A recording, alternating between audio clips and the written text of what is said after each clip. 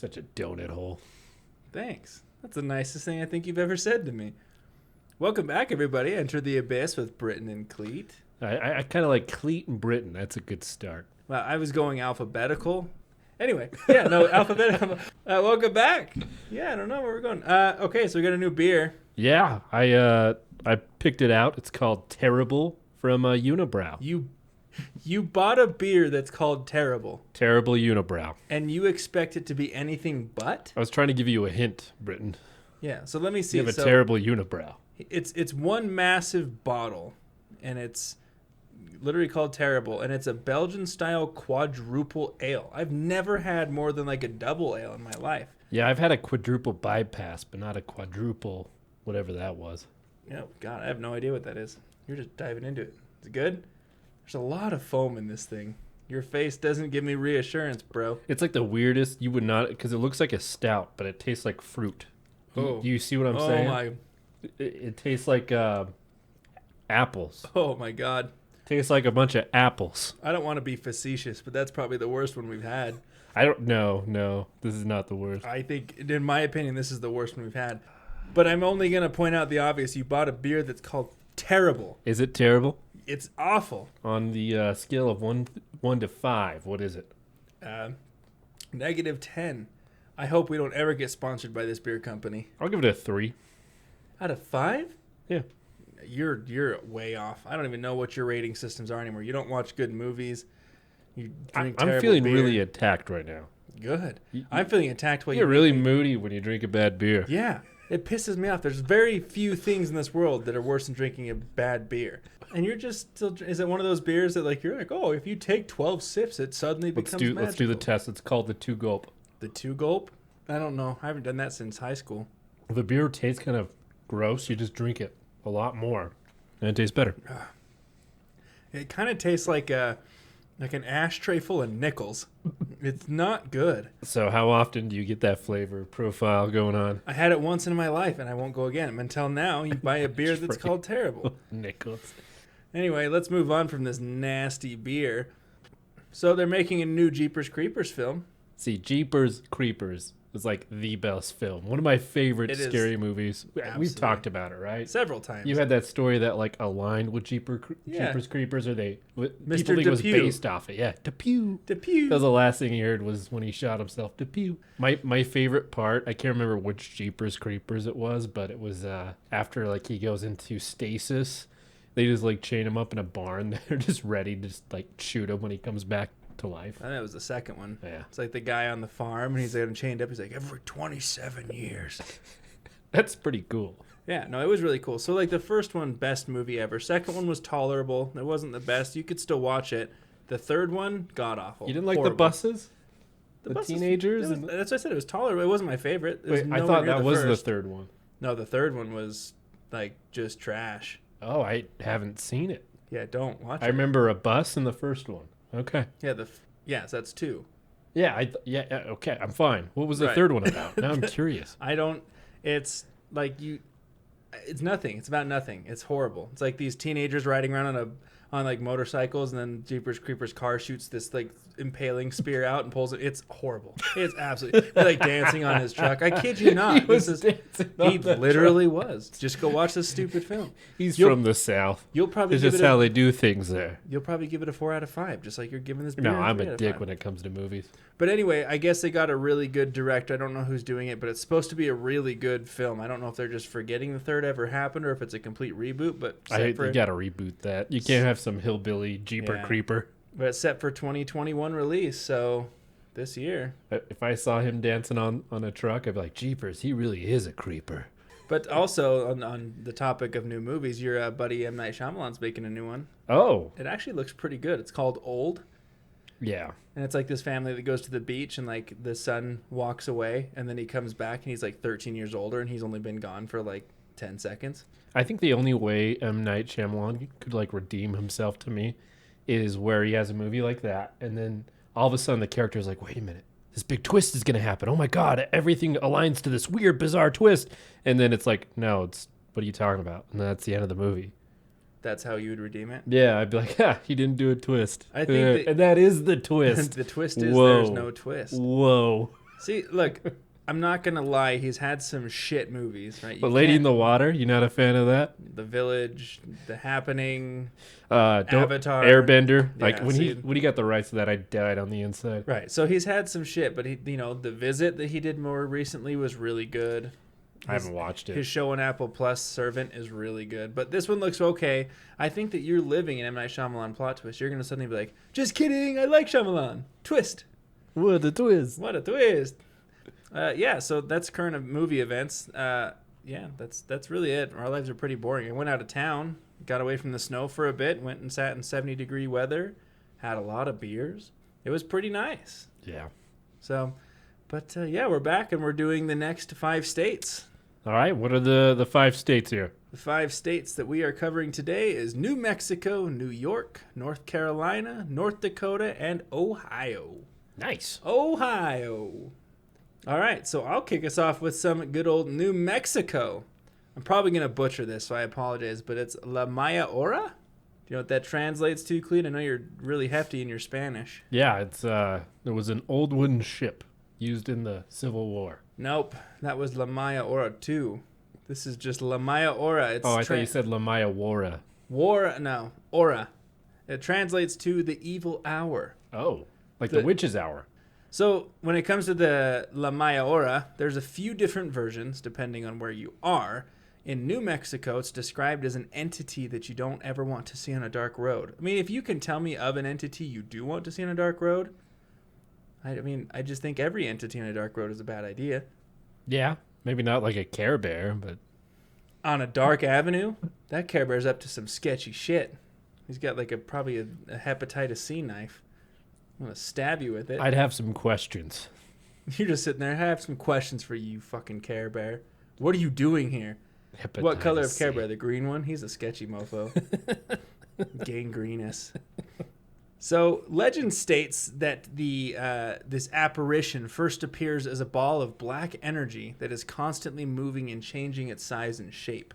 So it's just like this big gelatinous blob. Sometimes it looks like a large lock of wool or an entire fleece that expands and contracts. So it's like, it just sounds gross. That's kind of a smart urban legend, though, because if you think about it, like when you're really tired at night and you're just looking around, just in the peripheries of your eyes, you might see something that looks like a black orb. And if you're told that's a thing when you're a kid, you're like, shit, I think I just saw it. Right. I was never taught that, you know. You always see those little tracers in your eyes. Yeah. And it's just constantly moving. Like when you blink and you got something in your eye and it's like little the shapes. Squiggly line. I hate that. I think that's what it is. A squiggly line. Bastard. It's just eye problems. That's all this is. It's a bunch of people with eye problems. The problem is, if you look at it, you will slowly go insane and eventually die. I guess we've just been getting away with looking at those black squiggles, but we weren't in New Mexico, so I think we're safe. So if you're in New Mexico, you're walking down an aisle and you see like a floating orb and you look at it, you're going to die eventually. Just going completely insane. I'd rather see the orb than hear the hum. What? There's a thing. It's called the Tucson hum? I don't know. Yeah, it's like basically, I don't know if it's Tucson, but a lot of residents down there say they hear this hum and it just is so annoying. It's just constant. Nobody else can nobody's been able, a bunch of people in the town can hear the hum, but no one can record it. Oh, have you ever had a beer that just pisses you off? This one time I had a beer with someone and I just wanted to hit them. I just wanted to hit just a hat right off their head. You can go for have like a little pink hat. I still think that's better than this beer. You can hit me, and I think it's still a better time. It doesn't usually appear as a human figure, but when it does, it can often be seen as a scary-looking woman. Always scary. If you happen to see her at a crossroads, dressed in black, either you or someone in your family will die. So it's always death. Yeah, and it's like a crossroads, too. I'd be like, shit, I was here to be a good guitar player. Now someone's going to have my family die or me. Yeah. What would you do like you knew that you or someone in your family would die? Like, what would you do? Life insurance policy. Who would you call first? Like, who are you calling first in your family to make sure they're good? Yeah. Yeah, you went all after sketchy, I get the life insurance policy. Okay, H.H. Holmes. So you got to call and be like, "Hey, how you feeling?" How you feeling? I'm just kidding. Did you come down with the flu today? No, okay, you're good. I don't want to talk to you. See you, bye. No, shut up. I'm done talking to you. Have a bye. Call your brother. Oh, good. You got a cough? Hey, I need you to sign this paper. I'll be over real quick, bud. Don't worry. I'm gonna bring you some insurance policy. The proceeds will go to me if the unlikelihood that you die. I'm going to bring you some snacky snacks. We're going to make this real comforting, bro. Don't even worry about it. So either way, you look at this thing, you're dead. So if you're seeing a black orb in New Mexico, just walk away. La Maya Ora isn't always seen as a crazy changing entity, however. In Mexico, so not New Mexico, but actual Mexico, La Maya Ora is seen as a beautiful, long-haired woman dressed in white who is walking alone on the side of the road at night. Now you, an upstanding citizen, would you stop and help this beautiful, long-haired woman walking alone at night? Yeah. Yeah. Make sure she's okay. Just, are you okay, ma'am? Are you fine? Are you good? Yeah. No other ambitions, right, Cleet? Nope. Yep. Just pick her up, take her home, and that's it. Mm-hmm. So, anyway, but I mean, I think you see like a woman walking in a white dress down the middle of the night. That's just suspicious. You gotta actually make sure they're okay. I mean, yeah, but you can like roll down the window just a little bit and, hey, you okay? Okay, yes, bye. all right, Take off. Men who see her are so attracted to her that they follow her wherever she goes, seemingly hypnotized. Oh. So they park their cars, they get out, and they go, oh, you're so beautiful, so pretty. That's why women live longer, because men are dumbasses. The rare few who claim to have seen her and survived described suddenly being lost, not remembering how they got there. If they had a lantern or a light with them, it would immediately just cease to work. Just done, gone. They described that the lady they were following was floating rather than walking, and that her toes were all backwards. Ew. That's some fucked up shit. If I see any girl with toes backwards, I'm like, that's a deal breaker. Bye. How do you wear shoes? Backwards. Backwards shoes. It's like, those shoes are funky and my toes are backwards. All right. I have an upside down face. Can I see your fingers? The unfortunate ones who don't see the floating woman will be led off of a ravine or a cliff to their death. How the fuck do you not notice a floating woman? Well, once you see it, man, you're hypnotized. You're just done. Apparently, only the dumbest ones are like, oh, you're so pretty. Why are you 7 feet tall? Like a moth to a flame. So, anyway, that's basically it. La Maya Ora. Wow. That's the urban legend. So, some people still say they'll be driving down the road. They'll see a woman in white. There's no, like, taunting. Usually with, like, urban legends, like, oh, let's do a stupid jig and flash the lights and drive away. Yeah, it's none of that. So, if you just see a floating entity or a hot woman in Mexico, you're probably going to die. Nice. That's it's probably true, though, Yeah. So that's New Mexico for you, La Maya Ora. Like, hey, come to the sketchy bar with me, and then you get robbed. The bar is called Terrible, and it's a good place. There's a casino called Terrible. It's Terrible's, yeah. Yeah. We stopped there. I would never go there. There's a gas station. We always stop there on our way to Arizona and get some drinks and stuff. It's always one of our stops. I always feel like you'd have bad luck. Like, why name a casino Terribles? So you won't go to a casino named Terrible's, but you'll buy a beer that's called Terrible. Yeah, you gotta take risks, Britain. Oh, apparently only the dumb risks. Moving to New York. All right. The legend of the super clap. I'm just kidding. I was gonna say, is that like a sex disease? The legend of Cropsey. You heard of Cropsey? Cropsey. I feel like I've heard the name. Yeah. I'm gonna shoot you with this flying insect killer. Do you think you right die? In the eyes. Right in the eyes. There we go. That's nice. Yeah. Your hot lung air all over the mic. That's nice. The legend takes place in Staten Island, New York, over the Seaview Hospital of an old tuberculosis sanatorium. Good God. Imagine, where do you work? The tuberculosis sanatorium. This legend takes place... Damn it! Figure it out! That's because I need more beer. I think you need less beer is the problem. This legend takes place in Staten Island, New York, over at Seaview Hospital, which is an old tuberculosis sanatorium.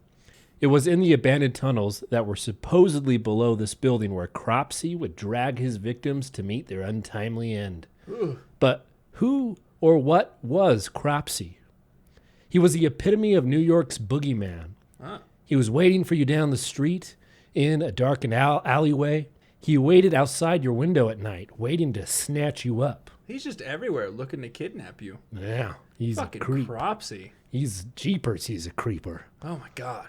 Parents would spin tales to their children, telling the horrors of Cropsey.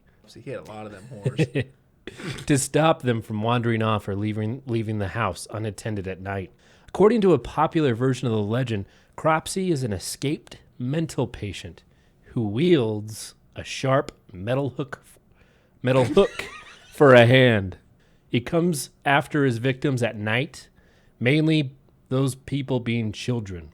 He will dig his hook deep into them and drag them into the dark tunnels beneath the old Seaview Sanatorium. Man, this is just a good old wholesome tale. Never to be seen again. Yeah. Can you imagine? You're just like, man, I want to teach my kid responsibility, but that's like a lot of work. So I'm going to tell him there's like a psychopath murderer outside his window. And if he goes out, he's going to get killed with a hook. He's going to get dragged out to a tunnel. And you will feel pain. Like, my God, this isn't Hellraiser. I don't think any kids are going to go out for that. But my question is, why is he called Cropsy and not Hooksy?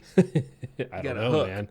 I don't know. Was he a crop farmer? Well, we'll get into it. Maybe. Did I just spoil it again? He was a crop farmer. No, I'm kidding.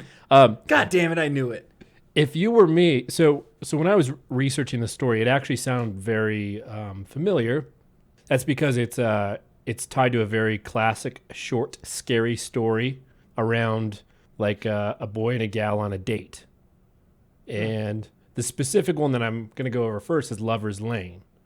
So does that kind of ring bells to you? There's so many Lover's Lanes. Yeah, but there's one down by my house. Yeah. Yeah, but like, do you know like what happens on that story? Yeah, you go to make love and you end up dying.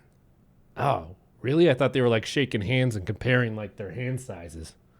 Yeah, they're comparing sizes of other things. Oh, all right. Wait, what? What? I don't know.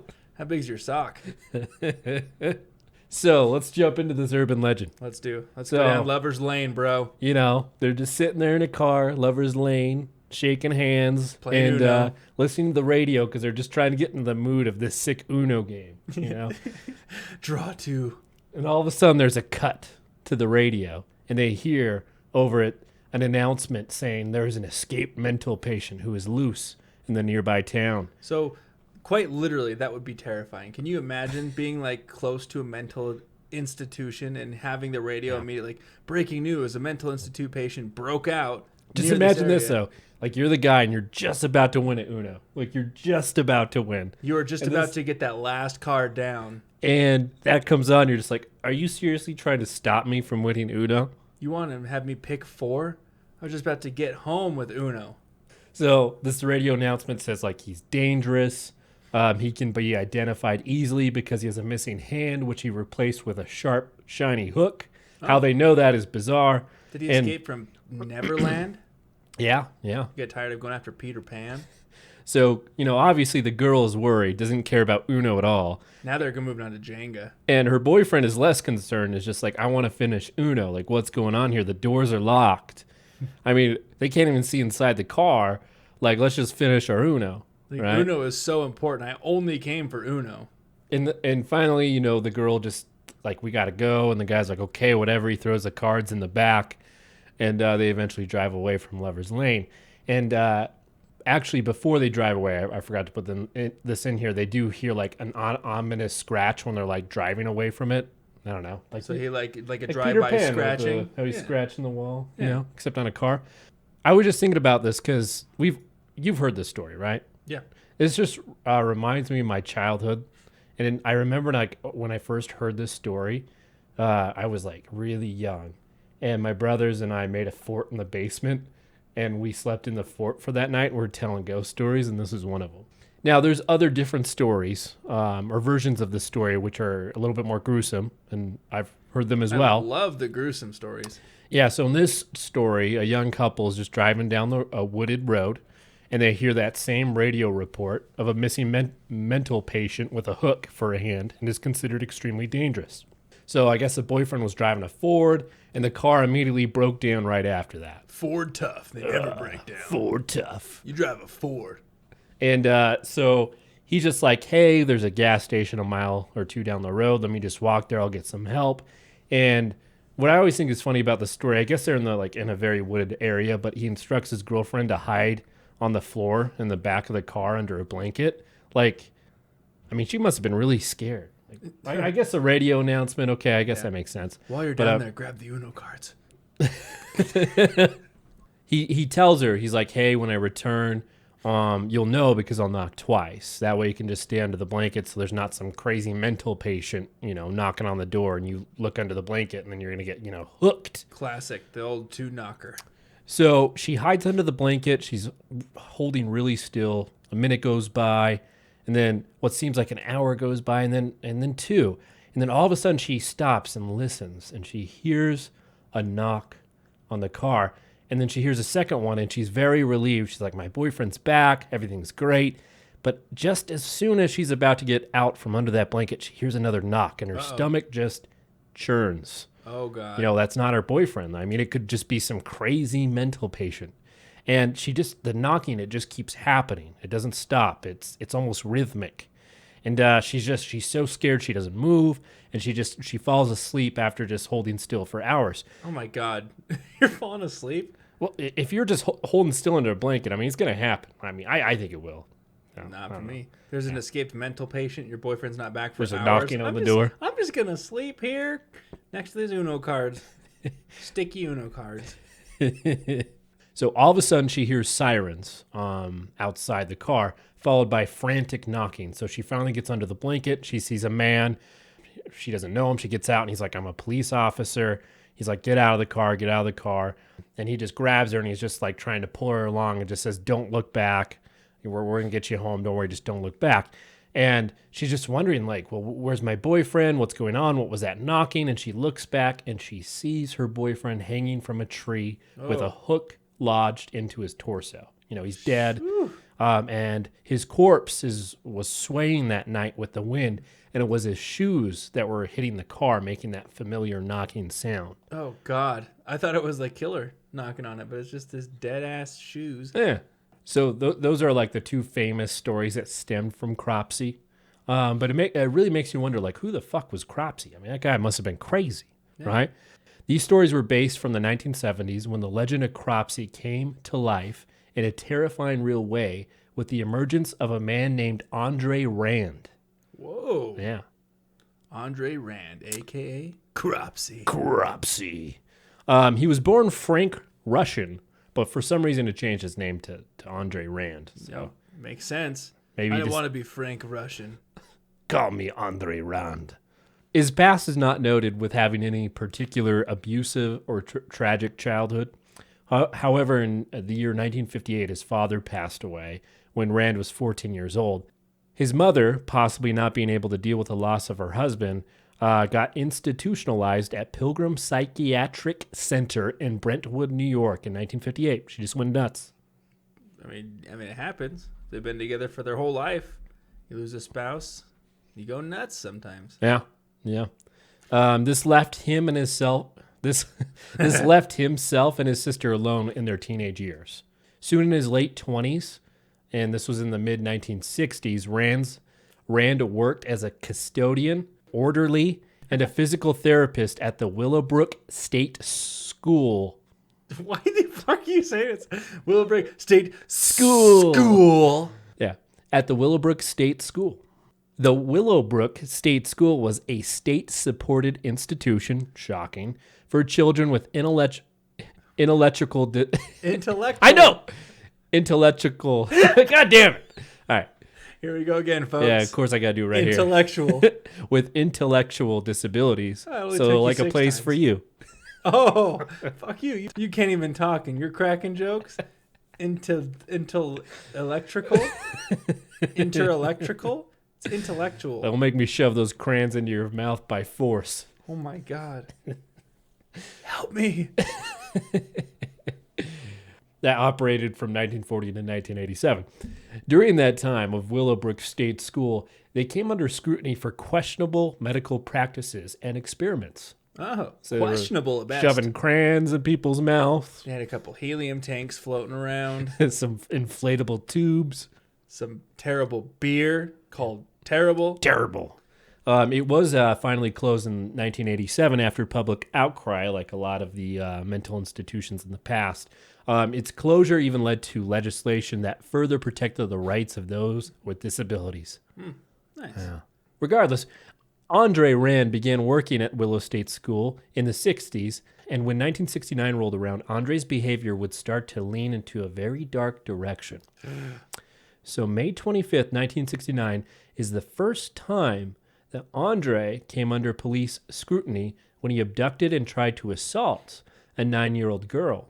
Fortunately, he was caught before the assault occurred, and was sentenced to a 16-month prison sentence, and he was convicted for attempted sexual assault. So he wasn't... 16 months is all that carries, huh? Yeah. Jeepers, he was a creeper. Wow. Mm-hmm. Still going strong with that one. Yeah, I'm not going to let that go.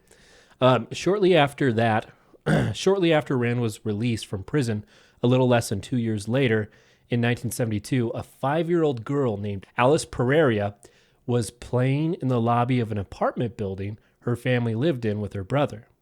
Her brother left her alone for just a few moments. That's all it takes. But when he returned, Alice was gone. Fuck that guy, dude. You don't go after kids. I don't like kids that. Is just not okay. So she vanished at around 3:30 p.m.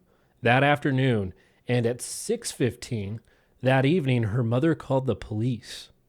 So 3 hours, 15 minutes later? Yeah. Well, they're probably looking around. Maybe she thought, yeah, I don't want to judge. I don't know.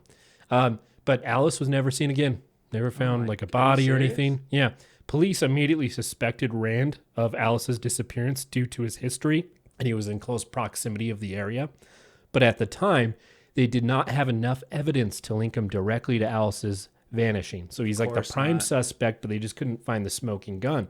You know what, man? We suspect this guy. We just don't have enough to go off of him. I'd be so pissed. It sucks. Like, tell me where this fucking guy is. I'll take care of it. Like, I mean, your daughter's missing forever. I'd kill the guy. What if it wasn't him, though? What if you didn't have the proof? I'd feel bad. What if it was like, we think it's him, but it ends up just being some innocent dude that was playing Uno. Innocent dude. I'm not saying he was, but you got to have evidence, right? I get it, but then the guy we're talking about... in your theoretical example, they didn't know, though. He's already been served jail time for an alleged... so it's not... I'm sorry, he's a fucking creep, dude. Britain is the judge, jury, and executioner, people. Capital E. Capital E. So a decade passed later, in 1979, Rand was accused of sexually assaulting a young woman and a 15-year-old girl. Yeah, see, I would have killed him. They would have saved him right there. Dead. Yeah. They lived. He didn't kill him, but for some reason, they ended up not pressing charges against Rand, and as a result, he was never indicted for the crime. Wow. Cool. A few years later, in 1981, a 7-year-old named Holly Ann Hughes was sent by her mother to the Port Richmond Deli near Richmond Terrace and Park Ave, around 2 blocks from where they were, to buy some Ivory soap. The shopkeeper clearly remembers seeing the girl buying the soap, but she never made it back to her mother. Holly Hughes was never heard from again. Go and get the soap, but only the Ivory kind. We're an Ivory household. That's what you got out of this conversation, is the Ivory soap. Well, I mean, it's very specific. Not the heartbreaking, tragic loss. I've already told... I would have killed the guy. It wouldn't have happened anyway. It's the so Ivory soap. You're over it. I'm over it. He's dead in my mind. I killed him. So here's where it gets worse. Eyewitnesses claim to have seen Andre Rand pulling Holly into his van. I assume it was windowless. And they didn't driving interject? away. Yeah, I don't know exactly what happened. Serious question, though. You see a child being grabbed by a man and thrown into a van. What do you do? You gotta follow him. Why are you laughing? Why are you laughing? Shut up. I would literally follow him. Yeah, okay. That's good. They do this stupid prank. Like I saw it on Facebook. It's like these. I'm serious. Like there was a prank that this stupid group did where they would pretend to kidnap. They weren't children. They were like lone women walking down the sidewalk, and they pretend to kidnap, and they're like, "Oh, just kidding. Here's $50 for being in my video." And it's like, that's not okay. Like you could easily get murdered. And a lot of like bigger guys were jumping in to try and stop it. I'm like, you're gonna get shot. You know the Borat movies? Do you watch those? Yeah. So he said he's not going to do Borat anymore because he almost got shot in the second movie. Like he literally almost got killed filming the movie. I haven't seen the second one. Oh, it's so good. Oh, it's so good. It's nice.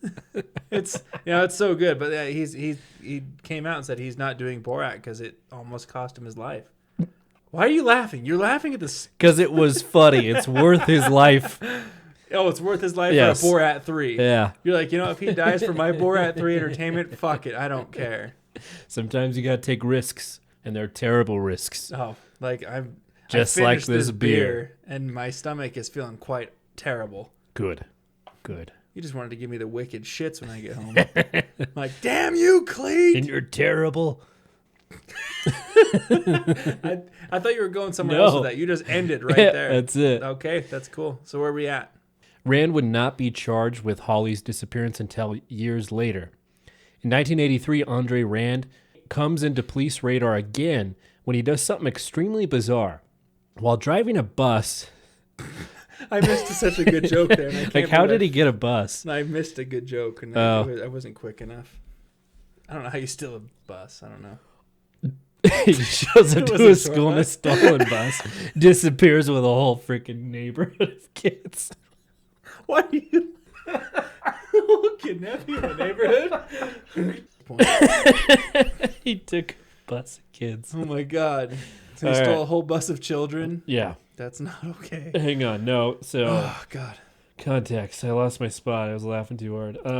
So while Rand was driving this bus, he just shows up to this local Staten Island YMCA and picked up a group of 11 kids. Oh. He then proceeded to drive them to White Castle and buy them all burgers. Huh. After stopping at White Castle, he then brings them to the Newark Airport in New Jersey to watch planes. Oh. It's kind of a strange twist. Yeah, that's a really weird outing. Like, hey, we're going to go to White Castle for... Was that a fucking joke, though? The burgers at White Castle, was that real? No, that was real. Oh, okay. I didn't know if you're fucking with me now. We're going to go get some burgers. We're just going to go sit and watch the plane. Stay in the bus, though. Jesus Christ. I don't know if you're fucking with me ever. I can't even tell. You're always just throwing little things in there. Disappears. You just the full bus and burgers. I don't know what you're talking about. Obviously, this is done without the consent of their parents. Police caught wind of this, and Andre Rand ended up serving another 10 months in jail for unlawful imprisonment. Oh, my God. So 12 days after he was released from prison, August 14th, 1983, an 11-year-old girl named Tashiz Jackson was reported missing after her mother sent her to purchase food and she didn't return. Police immediately questioned Rand, but once again, they did not have enough evidence to tie him to the disappearance. This is frustrating. So they had to let him go. Of course they did. On July 9th, 1987, a few years later, a 12-year-old girl with Down syndrome went out for what was supposed to be a short walk, but never returned. This one's really sad. A month later, after relentless searching by volunteers and police, her body was uncovered near what was known then as the Staten Island Developmental Center. That's just ridiculous. That's not okay. Yeah, and so just going off papers here. So an excerpt of the August 14, 1987 edition of the New York Times reads as follows. A retired firefighter, George Kramer, led other searchers Wednesday night to a spot he had noticed where clay was mixed with darker topsoil. The volunteers began digging and eventually unearthed the body, police said. Regarding Andre Rand, the same article stated the following. Last week, 43-year-old homeless man Andre Rand was charged with kidnapping the girl. Police officials said that it was possible that Mr. Rand, who was the last person seen with Jennifer on the day she disappeared, would now be charged with murder. The article closes by saying, senior law enforcement officials have said Mr. Rand is a possible suspect in the disappearance of at least two other younger girls on the island, Tashiz Jackson, who disappeared in 1983, and Holly Ann Hughes, missing since 1981. When all is said and done, in 1988, Rand was charged with the kidnapping and first-degree murder of Jennifer Schwager and sentenced to 25 years to life in prison. In 2004, Rand was put on trial again, this time for kidnapping Holly Ann Hughes. He was convicted and sentenced to another 25 to life. This will make him eligible for parole in 2037 when he will be 93 years old. There are many theories surrounding Rand's abductions. Some speculated that he was involved in a satanic ritual and was offering the children as a sacrifice. See, people always think like evil has to have like this crazy meaning. Right, it's always a satanic sicko, thing. It was a sick dude. You can just be a twisted fucker without having to have some satanic agenda. Yeah. Others believe he was not working alone and was passing the children around an underground network of homeless and disabled people living in the tunnels under the former under the former Willowbrook State School. That's even more sketchy. Like, just to think this organized underground group of homeless disabled people tossing children around. That's just horrible. Whatever the case, we can be sure of one thing. The legend of Cropsey as a hook-handed boogeyman may have been a little to no truthful merit in it. But the monster known as Andre Rand, child abductor and murderer, is real and serves as enough real-life fuel for our nightmares. Yeah, fuck that guy. Tremendously. Well, that was pretty dark, Cleet. Thanks for a trip down that fucking road. Yeah. All right, so let's hop on over to North Carolina for the Beast of Bladenboro. That's scary. Is it, though?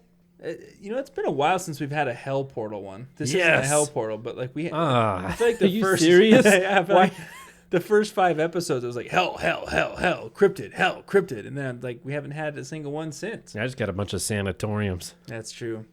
All right, so during the 1950s, several dogs had been found dead and drained of all their blood in the town of Bladenboro, North Carolina. Weren't you there during that time frame? Shut up. The first deaths were reported on December 29th, 1953. Witnesses that claimed to have seen the creature described it as being sleek, black, and about 5 feet long. Oh. Yeah. I think it's your cat. It's like a big wiener dog, but black. You just wanted to say wiener. This creature killed a dog in Clarkton, North Carolina, which is roughly 8 miles from Bladenboro. Could you imagine a 5-foot-long wiener dog? That's just horrible. That's as tall as you are almost. What are you, like 5'2"? Shut the fuck up. I'm serious. Like, that's you almost... think I'm 5'2"? I don't know. Yeah, fuck off. Fuck off. On December 31st, 1954, 2 dogs that belonged to a resident of Bladenboro were discovered dead with a significant amount of blood near their kennels. So the owner said this: "My dogs put up a good fight. There was blood all over the porch, big puddles of it, and there was a pool of saliva on the porch. It killed one dog at 10:30 and left it lying there. My dad wrapped the dog up in a blanket. That thing came back and got that dog, and nobody's seen the dog since. At 1:30 in the morning, it came back and killed the other dog and took it off. We found it 3 days later in a hedgerow. The top of one of the dog's heads was torn off, and its body was crushed and wet, like it had been in that thing's mouth. The other dog's lower jaw was torn off." Jesus. And what would you do if you saw your dog in that state? Yeah, I'd try to like kill whatever it was. Put out some bait, have a little gun. Well, the bait is dogs. But throw a steak out on your porch the next night. It doesn't want steak. It wants dogs. All right, I'll buy a dog. And okay, yeah. You already lost 2. You buy another one. Anyway, it's the gambler's fallacy. I'm gonna win this time. That's a terrible idea. It's like Jurassic Park with the goat. Yeah, with the raptors and the goat. The next day, on January 1st, 1955, 2 more dogs were found dead at Bladenboro Farm, and another dog was reported dead the next night from another farmer. So random dogs are just found dead all over the town. 2 more dead dogs were found the next day. Now, on these 2, they did an autopsy so they could try and figure out what the hell was going on, and it was reported that there wasn't more than 2 or 3 drops of blood in them. So all the blood was taken out. The chupacabra. The chupacabra. The victim's bottom lip had been broken open and his jawbone smashed back. So like the skulls are just completely fucked beyond repair, and there's no blood in them left. Like, that's it. It's just insane. More deaths were reported in the coming days, including a freshly decapitated rabbit that was still warm, and a goat died with its head flattened. Oh my God. Just a flattened goat head. The hell do you do in that case? Bladenboro is just possessed. Maybe they did have a T-Rex on the loose. Did you read this script before? I'm just kidding. There's no fucking T-Rex in this story. Make a joke. I took your bit. Like, motherfucker. Damn it. The townsfolk believed that there was a vampire on the loose. Jesus. Right. It's always a vampire. The blood's drained, ripping skulls. Glittering out in the daytime. Yeah. It's always shiny. They should check the high schools. Some Twilight shit. Others didn't really buy into the notion as more descriptions came flooding in from those who supposedly saw the beast. See, that's what we've talked about before. You see one report and all of a sudden everyone's like, "Oh yeah, I saw this thing." One local described the beast as 4.5 feet long, that was bushy, resembled a bear or panther. Man, I'd be the guy trolling. I'd be like, "Yeah, I saw a 5-foot wiener dog. He looked pissed." Another description painted it as small, with another one just like it running by its side. So some are saying there's 2 of these fucking beasts running around. One local recalled hearing a strange noise like a baby crying. Oh. What kind of animal cries like a baby? So one report made it into the newspaper with this description. It was about 20 inches high, had a long tail, about 14 inches. The color of it was dark. It had a face exactly like a cat, only I ain't ever seen a cat that big. It was walking around, stealthy, sneaky. It was in the local newspaper, so you know it's legit. A group of hunters gathered to hunt the beast. They recalled seeing tracks with claws at least an inch long and indicated an 80 to 90 pound beast. On January 5th, the beast was seen attacking a dog. It ran away and was never found, but tracks were seen along a creek bank. There were 2 sets of prints, with one set being much smaller, so you'd think it's like a mom and a baby out for hunting. Later in that evening, a report of a big mountain lion was made. Supposedly it was around some dogs 3 houses down from the gal reporting it. Apparently, the beast ran towards her, but bolted as soon as she began to scream bloody murder. The tracks outside her house were bigger than a silver dollar. That's not very big. Yeah. You think of a beast of like Bladenboro, a huge, massive beast, you're thinking like T-Rex size. And it just had like thin legs. Yeah, it's like, man, the tracks were bigger than a penny. My God. No shit, we've got a crazy... It tasted like pennies too, because I licked them. Okay. They eventually resorted to police dogs for help in tracking... Fuck you, dude. Because I lick them. I was trying to keep going, but I couldn't. Don't let that stay in my head.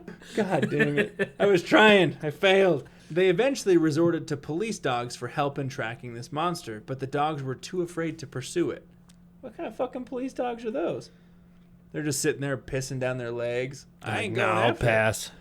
Hunting parties consisting of youths and their dogs started to form in the hopes of being the ones to finally end the killings. On January 4th, during a hunting party, they walked 3 miles around the... Bro, what? Stop. You're laughing, and I can fucking hear it. Because your little guffaws in the background. Stop thinking of school buses. Freak. That'd be the best urban legend. Look, the school bus? School bus sighting. No one saw him again, but people see him driving down the freeway all scared. Especially high school kids. Like, what the hell is that about? Took a third of the school's gone. You're so stuck on the school bus idea. I'm done. I can't finish this because every time I try. On January 4th, during a hunting party, they walked 3 miles around the swamps, finding nothing. On January 5th, more than 500 people and dogs hunted the swamp. So, like, all these people are just fucking flooding around trying to find this thing. As of January 7th, more than 1,000 people were combing through the swamps hunting this beast. That's crazy. Like, dogs. And they're all carrying, like, guns and stuff trying to hunt this fucking thing. On the evening of January 8th, the only hunters that were left were a couple of frat boys. We're going to find this fucking thing. Let's get some PBR and go hunting. Mayor Fuso called off the hunts unless the creature struck again, as at this point in time, the large hunting parties were more safety concerns at this point. Because everyone's drunk, walking around with guns and dogs. It's just not a good thing. On January 13th, a local farmer named Luther Davis found a bobcat stuck in a steel trap 4 miles from the city in Big Swamp. He shot it in the head, killing it instantly. The mayor then pronounced the beast of Bladenboro dead and no longer an issue. Do you believe that it was just a bobcat? Yep.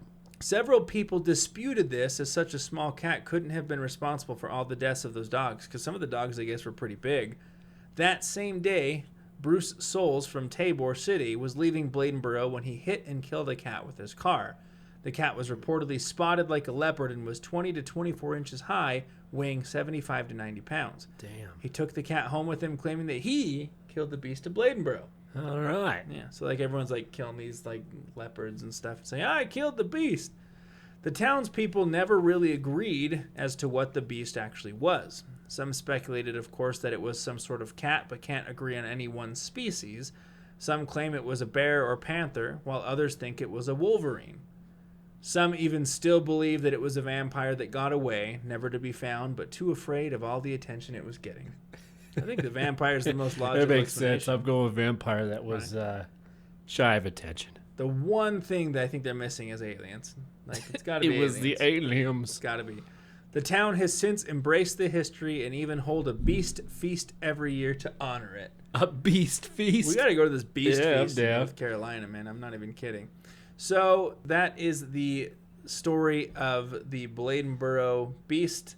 Supposedly some people are still believe that it's a vampire, and they claim that they have to lock your dogs away at night or it's going to eat them. But, hide your dogs, hide your cats. Bladenboro beast is everywhere. All right, where are we going next, Cleet? All right, let's jump to North Dakota. North Dakota, eh? I was having trouble finding anything in North Dakota. At first, I thought it was going to be like a wood chipper. They're like, the wood chipper got Minnesota. Like in Fargo. Yeah. All right, so what I found was in North Dakota, they have a haunted sanatorium called Sandhaven. You got another sanatorium?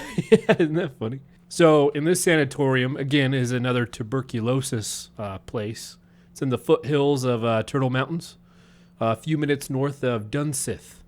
Thousands, so back in the day when it was operating, thousands of TB patients received treatment here between the years of 1909 and the end of the TB epidemic in around 1940. Dude, tuberculosis would be the worst. Yeah. Killed a lot of people.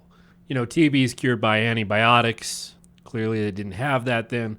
So, I mean, the kill rate was pretty much 50% for these people. So 50%? A lot of the people being put there were basically being shipped off to die, you know. The common remedy at the time was they would surgically collapse a lung. And I guess that would somehow help. God, that sounds painful. It is. To fix your tuberculosis. Very painful. Say goodbye to one lung. Years later, the place actually became home for the developmentally disabled. And it became the subject of some controversy. There were a lot of reports of understaffing, mistreatment, and neglect. There was still a very vocal group, though, of former employees are like, dude, these are just rumors. We have no idea what these people are saying. They don't know shit. So Sandhaven did come under fire, and eventually they lost their funding. They closed their doors in 1987. People just say the place looks, creepy after that. You know, when I was a kid here in Salt Lake, there used to be that abandoned hospital downtown I'd go check out. Oh, yeah. That shit looked creepy. Is that one in Tooele, too? I'd say the one in Tooele they still use as like a horror asylum, walk-through asylum thing. So, but you can also tour it. I still want to do that. Yeah, we will. Let's do it on Halloween. So, yeah, people talk about how creepy it looks because of the natural reclamation of nature taking over the site. You know, the trees are overgrown, the bushes. All the outside, there used to be fountains, and now they're just dried up and cobbled. When people go there, they see that they hear voices. I got a lot of reports of people going in there getting voice recordings of what they would say is mental patients. I think someone, I heard one saying he's over there, and there was another one where it's we are all waiting. Jesus. Which is creepy. We are all waiting. Yeah, I couldn't find a lot outside of that, except one thing that was kind of sad is there was one teenager exploring the abandoned place when I guess he wasn't really paying attention and he fell down an elevator shaft and died. That's it. That's all I have. Well, good for you, North Dakota. Yeah, he was just trying to get one of those voice recordings. He fell down an elevator shaft. And it was not a Warshak. He didn't do that. That's really, really unfortunate. But I mean, that's unfortunately why a lot of those places are off limits, because a lot of them are crumbling and they're just not safe for people to go through. But not nearly as dark as your last one, so I guess there's a reprieve for that one. Yeah, there's no tunnels or Hookman dragging people down there. Good old Clopsy. Let's go ahead and end with Ohio. Ooh. This one's also very short. I couldn't find a lot happening in Ohio. My heart has always been in Ohio. Okay. But my heart is in Ohio. So I couldn't find a lot. It's just North Dakota. I guess there's not a whole lot happening in Ohio. So we're going to be covering the Werewolf of Defiance. Oh. Now, at first when I read it, I was like, oh, this werewolf is very defiant. Yeah, what did he defy? Defiance is actually the name of a town in Ohio. Oh. So it kind of took, I was like, this werewolf just doesn't care to follow orders. He was actually a werewolf that followed the rules. Yeah, he was the werewolf of obedience. He was busting people, spray painting buildings. Are you driving drunk, sir? I have to ask you not to. Yeah, no, so Defiance. So on July 25th, 1972, there were 2 employees working a graveyard shift in a freight train company. Right? That just sounds like that's the typical horror movie starter. It's late at night, 2 employees working a graveyard shift in an abandoned freight train company. So Ted Davis, he's working with his buddy, and they're just loading up these train tracks to kind of closing up for the night. And he recalls seeing huge feet because he bends down to like attach something to the freight train, and he sees his huge hairy feet. He looks up and he goes, "Mom?" Oh, no. That's funny. So he sees his huge feet, and he looks up, and apparently what he saw was this huge, like furry, like a werewolf, right? He sees a werewolf, but this werewolf is carrying like this big club that's like hanging over his shoulder, I guess.